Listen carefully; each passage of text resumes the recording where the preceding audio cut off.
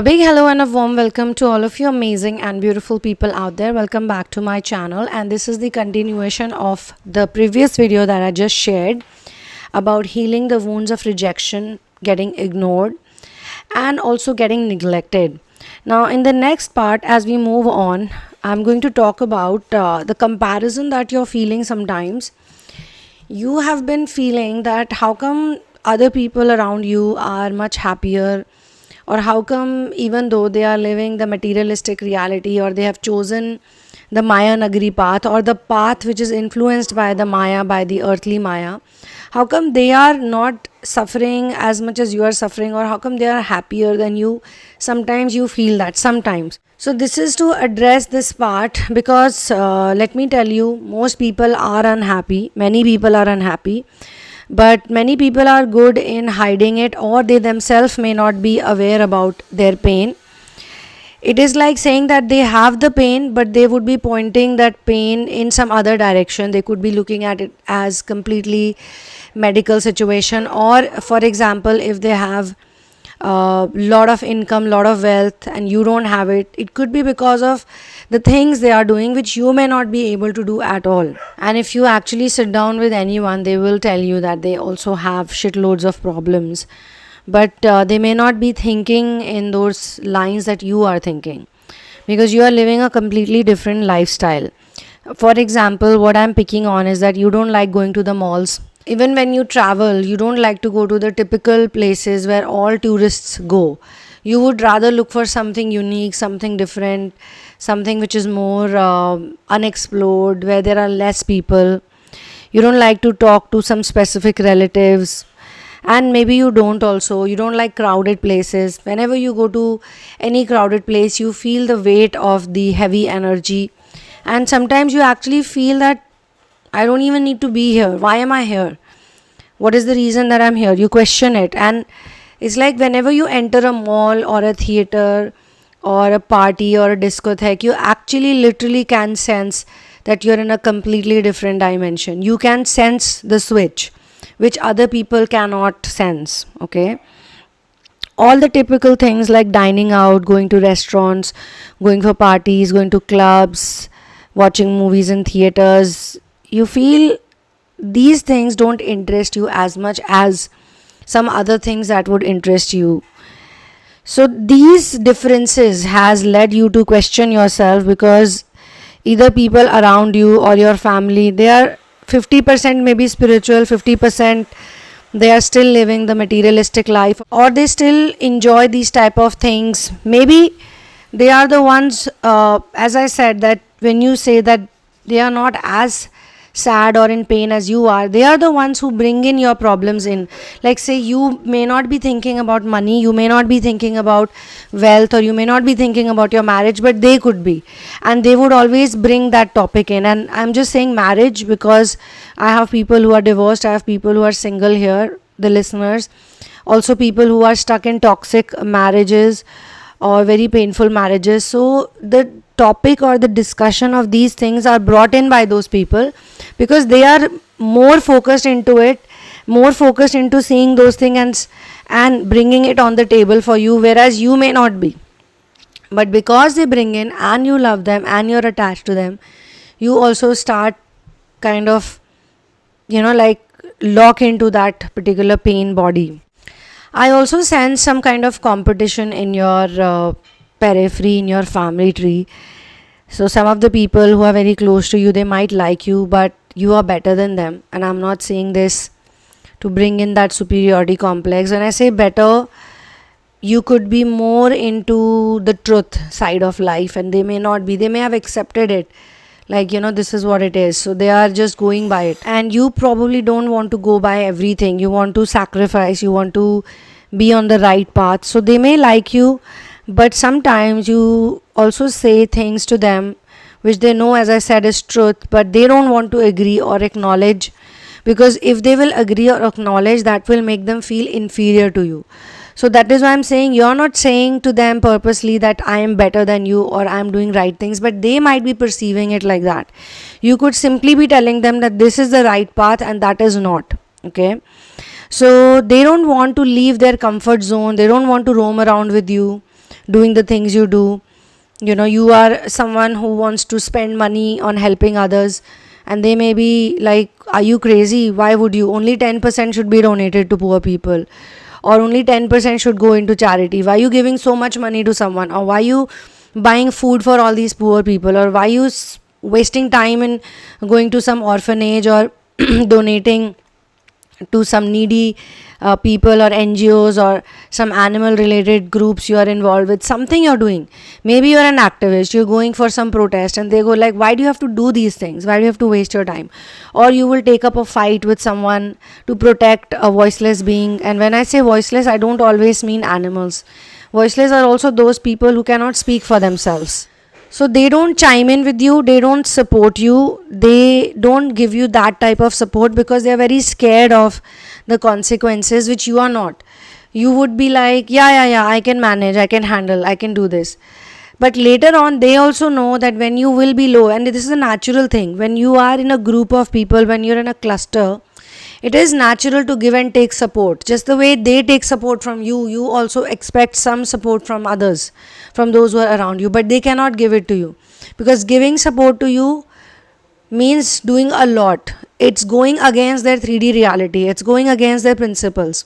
So I will give you one incident. Okay, once I don't want to take anyone's name, but once two people I knew, they were going on a rickshaw, okay, and you know that there are those boom barriers which fall and which are as per the button. So maybe there was a problem with the button, so the boom barrier, it actually fell on the guy who was a poor man, and he was riding a rickshaw, and it really hit him hard and he started bleeding. Okay, so one of the person wanted to, so actually there are three people involved. One person is who is not even a part of the story, which you'll get to know soon. It could be you also. The type of channeling I'm doing, maybe via this incident you could also resonate. So say you are at home, okay, you are at home, this is an example, but if you resonate, let me know. Maybe some other situation will fit in with it.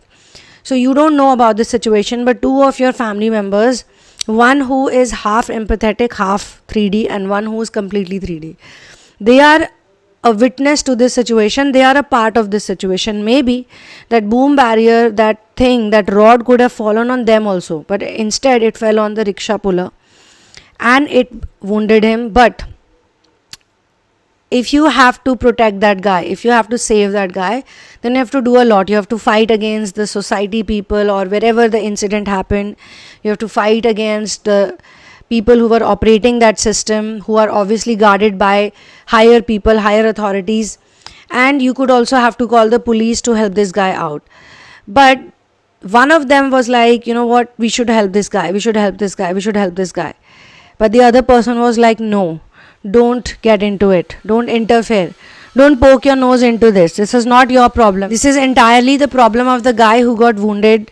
So you stay out of it, because if you will stay out of it, and you are the prime witness and we are the prime witnesses, if we stay into this, we put ourselves into it, then we will be troubled unnecessarily. We would have to go to the police station, we have to leave all the work aside, we have to make some phone calls, we have to stand here for half an hour, 1 hour, whatever it is. So you don't take up a stand for this guy. Although taking up a stand may not have been that difficult, maybe if you're very bold and confident and strong, you can move things around. But again, it depends on what you attract, also depends on what energy you have. So someone who's got a 50% heart of doing it will not attract a strong result. Anyway, they all come back, and the man who gets wounded is left on his destiny, on his fate. So you are at home, you get to know about this whole situation. Now you being the person who was not in that situation, you are hearing to this conversation. Had you been in that place, you would have taken it up. You would have done all the necessary things that would have been required. And this is what they were thinking, that thank God you were not there. Thank God someone like you was not there, because you would have created the problems by interfering or by trying to help that person. The third aspect of this is the man who's gotten wounded, does he want help or not? If he says, I don't want any help, I don't want anything to do with it, then the best thing to do is to give him some money. Because you're seeing it, you're a witness to it, and God is seeing how much mercy you have, how much kind-heartedness you have. Maybe you can give him money for the medical treatment. Maybe you can give him some extra money so that his hope is raised in humanity. But those people don't do any such thing. So nothing of this nature is done, and this is what hurts you a lot, okay? And maybe you have an argument on this, maybe you have a fight on this, maybe you give a moral sort of a sermon on this, maybe you preach them about this, and whatever you do, it falls back on you only, okay? That you don't have to interfere, you don't have to bring in your unnecessary advice. So by giving this example, I'm trying to tell you the differences of frequency, vibration and mental state that you all are in, okay? So there is some kind of energy wherein they feel that they will lose their personal image, or maybe you do attack their personal image unknowingly. You don't want to. You're just saying, hey, this is not correct, this is not right thing to do. But because they are not doing the right thing, they are getting triggered by you, okay? So you are feeling sad and you are taking it personally. They are not taking it personally in the way that they should, and you are taking it personally the way you should not. I hope you are understanding my point, okay? They should be the ones who should sit and think, yeah, this person is making sense, actually we should do the right thing, but they are not thinking like that, okay? On the contrary, they're telling you that you better don't interfere into other people's business. And in the part 1 of this channeling, I did mention that you have also learned with time who to help and who not to help. Many a times we try to help people and that backfires on us. So that is also another way that God is teaching you that you also need to figure out, you need to be so good into energy reading that you should know that this is the right person and this is not the right person, okay? All of this is happening, the aches, the pains, the bodily problems, the financial problems, the relationship issues, if it is happening, it is going to help you become a stronger person. It is going to make your faith very strong, and it will teach you how to enjoy being in the here and now, because every single person is on a entirely different path. Your path is completely different than your mother's and your father's or your sisters or your brothers or your bestie or your partner. Everybody's path is different. So basically you need to enjoy this in the here and now. It's perfectly fine. You need to enjoy that aspect, okay? So sometimes it happens that because of all this problem, which is also okay, this is also part of the process. See, the pain is also the result of the mental state or the emotional pain or the mental conditioning of your life, the programming, and these things also contribute. And that is why they say when someone gets healed miraculously, there are so many cases where a person gets healed miraculously. Like they have a certain condition and after 20 minutes when their reports are checked, there is nothing. They have a test which says that you got this, and after healing, after the miraculous healing, or after the change of heart, or after the change of faith, their problems go away. How does that happen? That is happening because miracles work, because energy works. Sometimes we go through pain in order to get into or step into the higher level of faith. Like faith is telling you that you will be fine, and you believe that message instead of believing that you will not be fine. Something will happen to you, something bad will happen to you, okay? So instead of believing that, you're going to believe that everything is okay. And as soon as you start believing everything is okay, everything is fine, automatically things start shifting, because our thoughts also shift things around us, okay? So you do want to detach from certain people around you fully, because in time and after trying a lot, you have realized very strongly that neither you or neither they can be on the same page. You cannot meet their expectations and they cannot meet your expectations. And after trying a lot, you don't wish to. In Hindi, there is a beautiful saying that एक मयान में दो तलवारें नहीं रह सकती, which means two swords cannot fit one sword cover. Every sword needs its own unique, beautiful cover, okay? So mayan is basically a very beautiful cover of the sword, okay? So back in those days, the swords used to come with their own sword covers. I think you must have seen it also, how they hang the sword around their belt. So that is why if you are good in your field, they may be good in their field. If you have a certain self-respect, they may also be having certain self-respect. And even if they are wrong, in your opinion, They could be wrong, they may not be on the right path. It's okay. That is the life path that they have chosen, and you have realized it.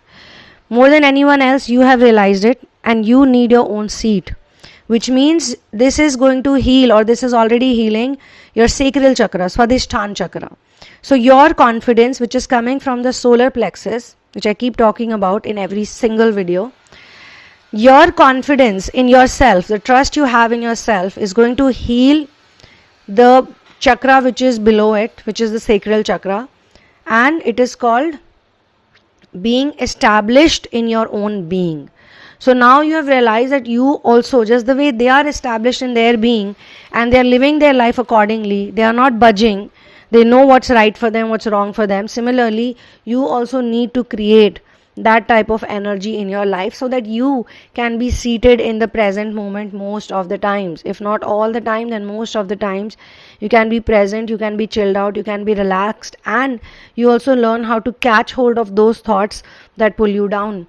That is mindfulness and awareness practice.